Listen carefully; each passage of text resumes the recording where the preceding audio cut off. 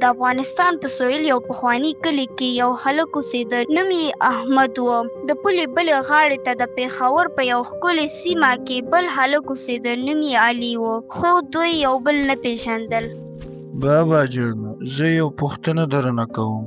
ووایه زویه، ولې د پولې بلې غاړې خلک زموږ دښمنان دي؟ ما هېڅکله دوی نه دي لیدلي. دوی څه بد کړي دي؟ زویه، دښمني په زړونو کې نه ده. دښمني هغه کسان رامنځته کوي چې د وینې په بازار کې سوداګري کوي. خلک ټول ورته دي. هغوی هم پلار لري، مور لري، ماشومان لري. هغوی هم غواړي چې په سوله کې ژوند وکړي. خو څه بابا جانه؟ خو ځینې خلک شته چې غواړي موږ سره جګړه وکړي. هغوی ستا د وینو تږي دي، نه ستا د ځمکې او نه ستا د خوښۍ نه.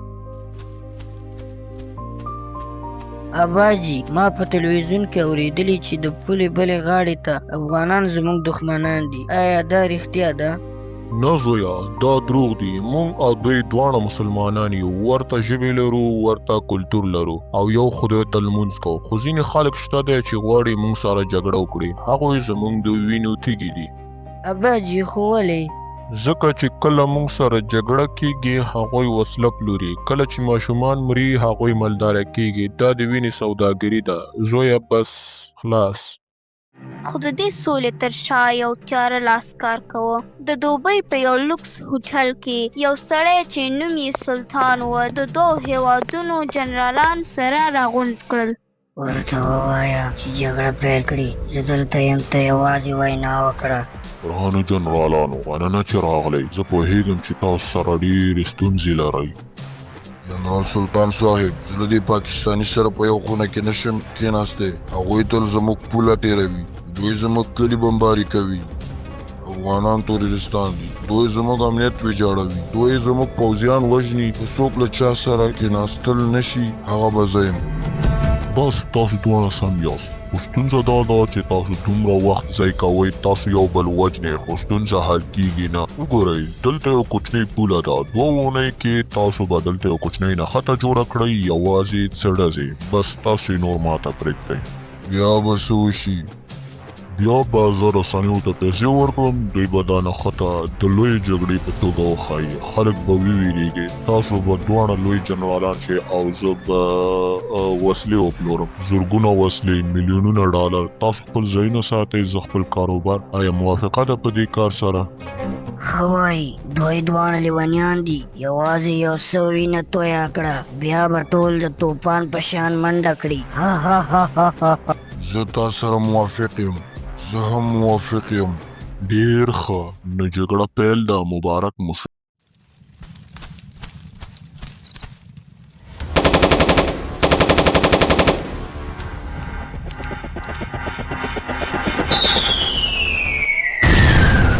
او جګړه پیل شوه. خو دا هغه جګړه نه وه چې خلکو غوښتل. دا یو جوړه شوې جګړه وه د سلطان د پیسو لپاره.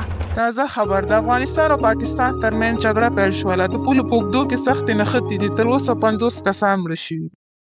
بابا جانه، جګړه پیل شوه، موږ څه کوو؟ زویه، دا جګړه دروغجنه ده. ما دا جګړې 9 ځله لیدلې دي. هر ځل به یو څوک له دې څخه مالداره کېږي. خو خلک چې مري هغوی بېوزله دي. ستا نیکه په جګړه کې مړ شو، ستا تره په جګړه کې مړ شو. اوس شاید زه. نه بابا جانه، ته به مړ نه شي. اباجي، جګړه راغله، بمونه راځي. زویا، جګړه هیڅکله ښه نه ده. خو موږ یوازې خلک یو. څوک زموږ غږ نه اوري. هغه څوک چې دا جګړه جوړوي هغوی په ماړیو کې ناست دي، موږ په خټو کې. خو ای سلیمانه زویه، خدای شته دی.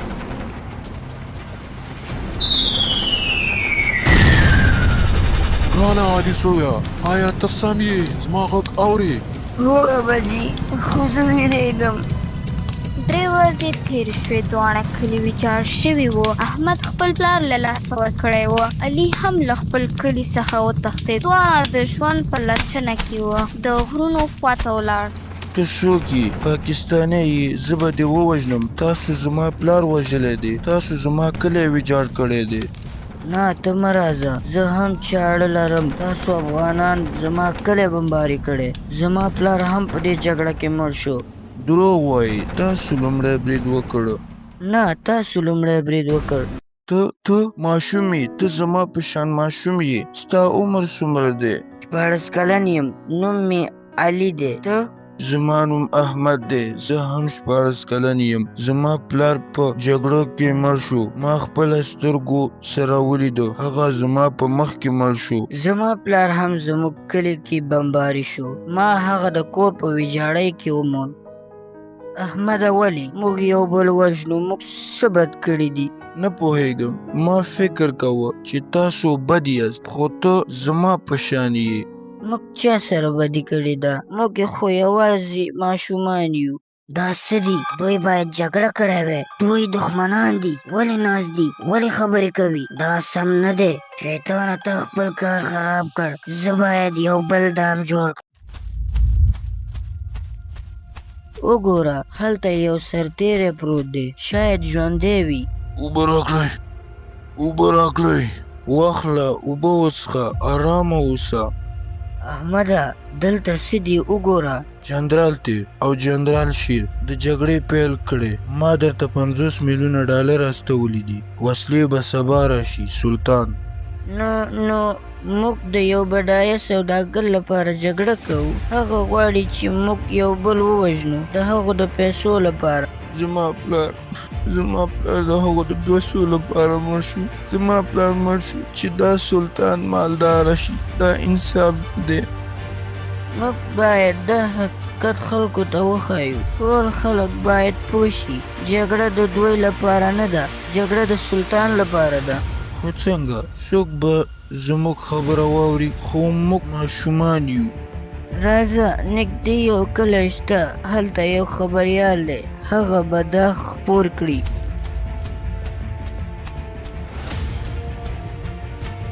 صاحبه موږ یو مهم څه موندلی دي. څه شی دي؟ تاسو څوک یاست؟ دلته وګورئ، دا د جګړې پلان دی. یو سړی د سلطان په نوم دا جګړه جوړه کړې ده. سبحان الله، دا نوی لوی سازش دی. دا به خپروي، ټوله نړۍ به وویني. لویه شاه د جګړې تر شا د یو وسلوال سوداګر لاس. سلطان نومې سړی د افغانستان او پاکستان جنرالانو ته پیسې ورکړي چې جګړه پیل کړي. موږ جګړه نه غواړو، موږ سوله غواړو. جګړه بند کړه، دښمن مو سلطان دی. یو میاشت تېره شوه، حقیقت ټولو خلکو ته ورسېد. جګړه بنده شوه، خو ټپیان روغ نه شول، مړي ژوندي نه شول. خو خلک پوه شول چې دښمن یې یو بل نه دی. د پولې پر سر احمد او علي سره مخامخ ولاړ دي. د دوی تر شا د دواړو هېوادونو خلک راټول شوي دي. خو دا ځل چاړې نه لري، ګلونه لري، سپین رنګه جامې لري. علي، زه بخښنه غواړم. ما ته وویل شو چې تاسو بد یاست، خو تاسو زما ورونه یاست. زه هم بخښنه غواړم. موږ ماشومان وو، موږ نه پوهېدو، خو اوس پوه شو. دښمن مو یو بل نه دی، دښمن مو هغه دی چې له موږ سره لوبه کوي. آیا کله به یو بل ته سفر کولی شو؟ غواړم ستا کلی وګورم. خامخا، او زه به ستا کلی وګورم. موږ به یو ځای ډوډۍ خورو لکه ورونه. دا ناشونې ده، دوی باید جګړه کړې وای. ما دومره پلان جوړ کړی و، ما دومره پیسې ورکړې، او بیا 2 ماشومان راغلل او هر څه یې تباه کړل. شیطانه تا ماته وخوړه، مګر شاید سوله هم خرابه نه وي. شاید نه، زه شیطان یم، زه سوله نه غواړم. دا کیسه موږ ته دا درس راکوي: جګړه هیڅکله د خلکو د خوښۍ نه پیلېږي. جګړه د هغو کسانو لوبه ده چې په وینو سره مالداره کیږي. دوی موږ سره دښمني کوي، خو موږ وروڼه یو. سوله ممکنه ده که چیرې موږ وغواړو، که چیرې حقیقت وپېژنو، که چیرې یو بل ته لاس ورکړو. سوله زموږ انتخاب دی، نه د دښمنانو.